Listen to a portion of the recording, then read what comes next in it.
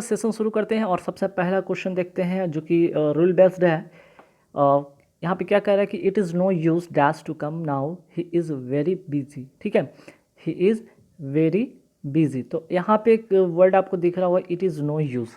ठीक है, एक यहाँ पे एक्सप्रेशन है इट इज़ नो यूज़।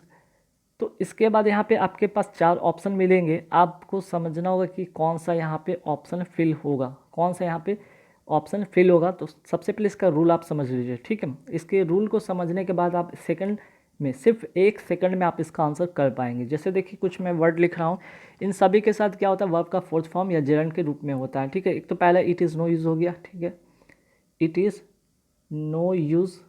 फिर आप नोट कर लीजिएगा कि एडमिट भी होता है एक वर्ड। इसके बाद आप अवॉइड एक नोट करेंगे वर्ड। फिर डिटेस्ट करेंगे जिसका मतलब होता है घृणा करना। माइंड, और मैं कुछ वर्ड लिख देता हूँ जैसे कि डिले, डिनाई, ठीक है, एंजॉय। तो इस तरह के जितने भी मैंने वर्ड लिखा, या फिर वर्थ, एक और वर्ड लिख लीजिए वर्थ। ठीक है, या इट इज़ नो गुड, है ना, इट इज़ नो गुड। ठीक, तो मैंने इतने सारे वर्ड लिखा, it is no good, it is no use, admit, avoid, test, mind, delay, deny, enjoy, worth. ऐसे वर्ब या एक्सप्रेशन के बाद कोई भी अगर वर्ब आता है, इनके बाद जो भी वर्ब आएगा इसके साथ वर्ब का फोर्थ फॉर्म लगेगा, या फिर आप इसको यहाँ पे वर्ब का फोर्थ फॉर्म में लिख देता हूँ बराबर में, या फिर आप जेरंड के फॉर्म को यूज़ करेंगे। ठीक है, तो जितने भी मैंने वर्ड यहाँ पे बताया, it is no good, it is no use, admit, avoid, detest, mind, delay, deny, enjoy, worth के बाद जो भी आएगा वर्ब, ठीक है, जो भी आएगा वर्ब वो कैसा फॉर्म में होगा, वो होगा वर्ब का फोर्थ फॉर्म या जेरंड फॉर्म में होगा।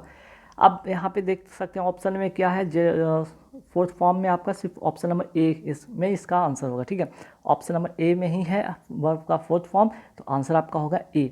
It is no use asking him to come now. ठीक है, it is no use asking him to come now, he is very busy.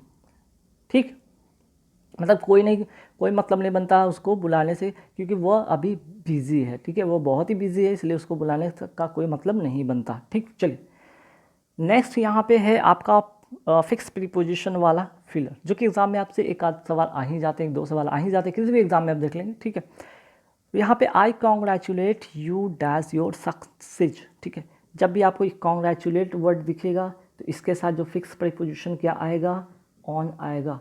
ठीक है, फिक्स प्रीपोजिशन आपका आएगा ऑन।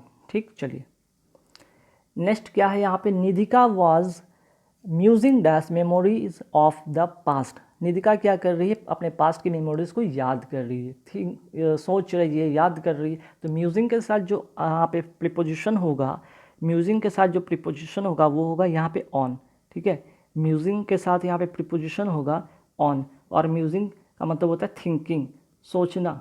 ठीक है, थिंकिंग, सोचना। ठीक है, अपने पास्ट के मेमोरीज को क्या कर रही है, वो निधिका सोच रही है, याद कर रही है। ठीक है, म्यूजिंग के साथ जो फिक्स प्रीपोजिशन होगा वो होगा ऑन। तो मैंने अब यहाँ पे 2 फिक्स प्रीपोजिशन वाला भी आपको फिलर मैंने बताया, ये बहुत ही हेल्पफुल होगा आपके एरर के सेंस में भी। ठीक है, एरर वाले क्वेश्चन आते उसमें भी ये आपके काफ़ी हेल्पफुल होंगे। Next, the lame boy try to climb up the staircase without dash help. अब यहाँ पे देखिए कि एक लेम बॉय है, जिसको कहते हैं लंगड़ा, कहते हैं पैर से अपाहिज या विकलांग जो एक लड़का है, वो क्या कर रहा है, स्टेयरकेस पर मीन्स की सीढ़ी पर चढ़ने की कोशिश कर रहा है without dash help. Without dash help का यहाँ पे विदाउट का मतलब यहाँ पे निगेटिव ये बात बता रहे हैं। ठीक है, तो निगेटिव सेंस में, निगेटिव सेंटेंस में या निगेटिव सेंटेंस में हम क्या करते हैं, निगेटिव सेंटेंस में कौन सा यहाँ पे वर्ड यूज़ करेंगे, लिटिल, सम, एनी, मेनी। तो यहाँ पे होगा आपका एनी। ठीक है, नेगेटिव सेंटेंस में हम एनी का यूज़ करते हैं, विदाउट एनी हेल्प। ठीक है, विदाउट एनी हेल्प। ठीक, चलिए अब आगे बढ़ेंगे सवाल पे। बहुत इंपॉर्टेंट ये भी रूल है, तो सबसे पहले आपको मैं यहाँ पे एक रूल मैं बता देता हूँ। रूल क्या है, यहाँ पे एक फिक्स प्रीपोजिशन वाला यहाँ पे क्वेश्चन फिर से है, अवेल ऑफ। ठीक है, अवेल प्लस ऑफ होता है। ठीक है, तो मैंने पहले ही बता दी, अवेल ऑफ का मतलब होता है यहाँ पे लाभ उठाना, फ़ायदा उठाना, लाभ उठाना या फ़ायदा उठाना। ठीक है, लाभ उठाना या फ़ायदा उठाना मीन्स कि we must avail our self dash every opportunity that comes dash our way. Means कि हमें हर वो अपॉर्चुनिटी को क्या करना चाहिए, लाभ उठाना चाहिए, जो हमारे जीवन में आते, जो हमारे रास्ते में आते हैं, में रास्ते में या जीवन में के सेंस में तो इन तो होगा, लेकिन अभी भी यहाँ पे फंसेगा 2 सवाल, यहाँ पे इन है, यहाँ पे भी इन है, ये तो होगा नहीं, दोनों होगा नहीं, है ना। तो सबसे पहले यहाँ पे जैसे एक वर्ड दिखता था अवेल, अवेल के साथ पता है कि फिक्स प्रीपोजिशन ऑफ होता है, ऑफ वाला भी बस एक ही था, बस ए नंबर ऑप्शन था, तो आपको आगे देखने की जरूरत नहीं पड़ेगा, आप टिक करेंगे आपको 1 मार्क्स मिलेगा, ठीक है। We must avail ourselves of every opportunity that comes in our way, ठीक है, क्लियर। चलिए नेक्स्ट फिर से एक आपको यहाँ पे रूल बेस्ड लेकर आऊँ। मैंने अभी फर्स्ट वाले क्वेश्चन में भी सेम चीज़ मैं बताया था, वही वाला क्वेश्चन, वही फर्स्ट ही वाला रूल है कि it is time dash with determination. देखिए जब भी इट इज़ टाइम लिखा रहे या इट इज़ हाई टाइम, बहुत बार ऐसा क्वेश्चन आया एग्जाम में, इट इज़, थोड़ा और बढ़िया से लिख देता हूँ, इट इज़ हाई टाइम, ठीक है। इसके बाद, ठीक है, इसके बाद जो वर्ब होगा वो क्या होगा, वर्ब का सेकंड फॉर्म, ठीक है। इसके बाद जो वर्ब का रूप होगा, जब वर्ब का फॉर्म होगा, वो वर्ब का फॉर्म जो होगा सेकंड फॉर्म में होगा, मीन्स कि it is time we dash with determination. तो मैंने क्या बोला कि वर्ब का सेकंड फॉर्म होना चाहिए, वर्ब का सेकंड फॉर्म मतलब कि यहाँ पे एक्टेड होगा, it is high time we acted with determination, है ना, क्लियर। तो ये भी रूल आपने समझ लिया, मैंने अभी बताया था फर्स्ट वाले क्वेश्चन में भी सेम चीज़ था, है ना। चलिए नेक्स्ट क्या है कि the teacher gives many example to dash the idea content in the poem. अब देखिए यहाँ पे फ्रेजल वर्ब वाला है, आपको फ्रेजल वर्ब आना चाहिए तभी आप इसको कर पाएंगे, है ना, फ्रेजल वर्ब आएगा तभी आप इसे कर पाएंगे।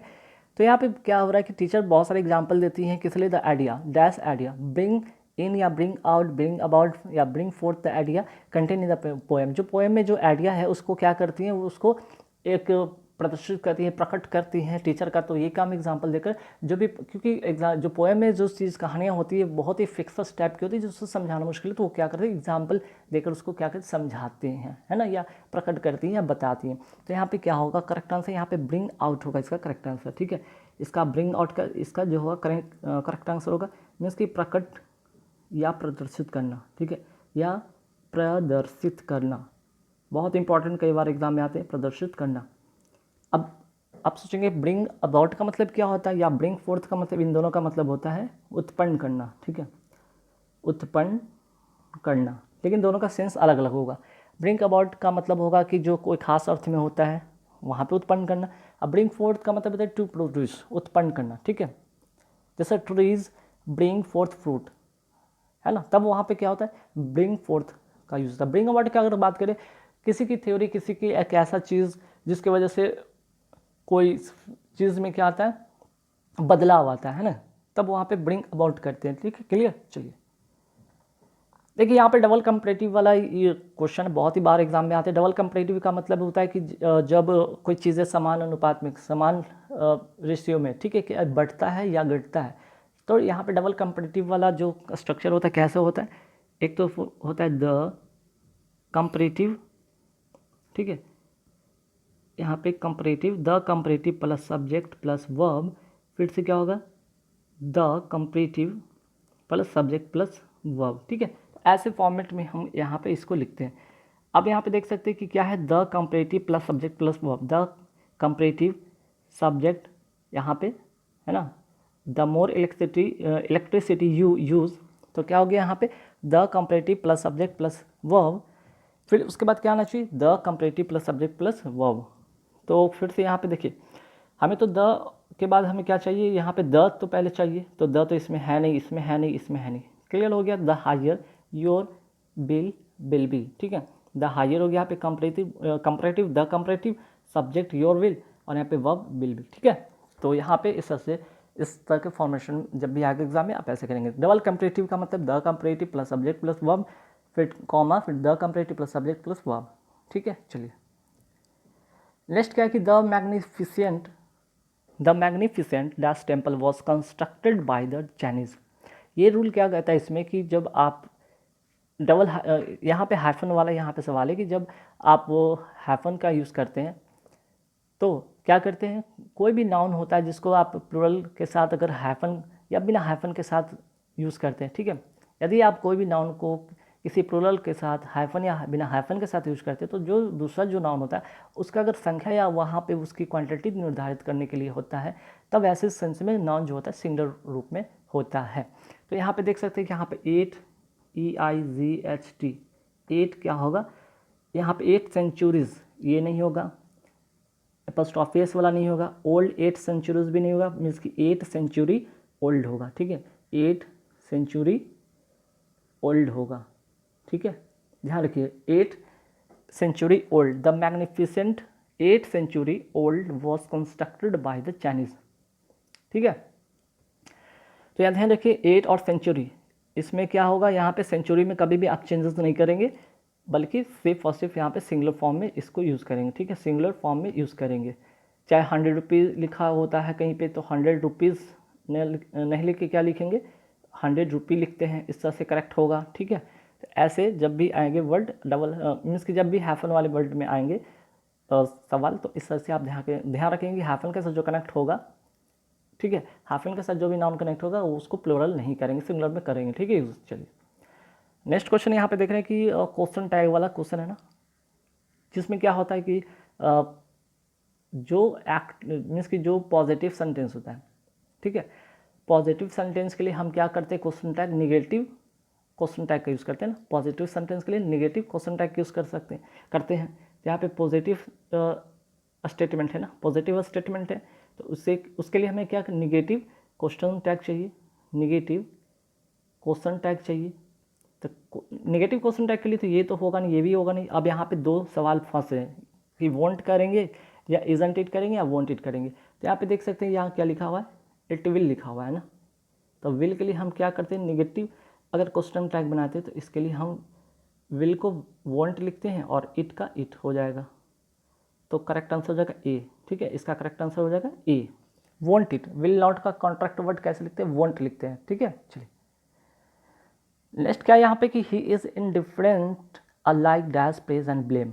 अब यहाँ पे फिक्स प्रीपोजिशन वाला है, जैसे ये आपको यहाँ पे इनडिफरेंट दिखेगा, ही इज़ इनडिफरेंट मीन्स कि उदासीन होना, उदासीन जिस पे कोई फ़र्क ही नहीं पड़ता, जिसको कोई फ़र्क ही नहीं पड़ता, चाहे उसकी प्रशंसा कर लो या उस पर कोई ब्लेम या दोष कर डाल दो, उसको कोई फ़र्क नहीं पड़ता। He is indifferent alike dash praise and blame. तो यहाँ पे क्या होगा, इनडिफरेंस के साथ हम यूज़ करते हैं, इनडिफरेंस के साथ हम यूज़ करते हैं टू का। ठीक है, इनडिफरेंस के साथ हम यूज़ करते हैं टू का, ध्यान रखिएगा, इनडिफरेंस के साथ हम यूज़ करते हैं टू का। इनडिफरेंस यहाँ पे कर लीजिएगा, इनडिफरेंटली इनडिफरेंस। ठीक है, चलिए नेक्स्ट क्वेश्चन क्या है कि King George V's accession dash the throne was celebrate with great pomp. अब यहाँ पे जो किंग जॉर्ज पाँचवा है, ठीक है, जो किंग जॉर्ज पाँचवा है उसका क्या हो रहा है, यहाँ पे सिंहासन का राज आरोहण हो रहा था। तो राज आरोहण हो रहा था तो क्या हो रहा था, कैसा हो रहा था, विद ग्रेट पॉम के साथ सेलिब्रेट हो रहा था, है ना। मीन्स कि विथ ग्रेट पॉम मतलब कि बहुत ही धूमधाम से, बहुत ही यहाँ पे विद ग्रेट पॉम, पॉम का मतलब होता है धूमधाम, याद रखिए, बहुत ही धूमधाम से, बहुत ही ज़बरदस्त तरीके से यहाँ पे क्या हो रहा था, सेलिब्रेट हो रहा था। किसका, तो यहाँ पे किंग जॉर्ज वी का, उसके सिंहासन का राज आरोहण हो रहा था। तो एक्सेशन, एक्सेशन वर्ड के साथ हम फिक्स प्रीपोजिशन क्या लगाते हैं, एक्सेशन के साथ हम लगाते हैं टू। एक्सेशन के साथ क्या लगाते हैं, फिक्स प्रीपोजिशन टू। तो देखिएगा अभी जितने भी सवाल अभी तक मैंने बताया उसमें से 4 से 5 ऐसे फिक्स प्रीपोजिशन वाला भी वर्ड मैंने बताया है, फिलर बताया। तो इस पर एक खास फिक्स प्रीपोजिशन वाला वीडियो ही मैं लेकर आऊँगा जिसमें सिर्फ और सिर्फ फिक्स प्रीपोजिशन वाला ही क्वेश्चन होगा। ठीक है, चलिए नेक्स्ट क्या है कि वी ऑल वेरी इंडिग्नेंट। ठीक है, we all very indignant means कि नाराज। इंडिग्नेंट का मतलब क्या होता है, नाराज या क्या होता है, क्रोधित, नाराज या क्रोधित।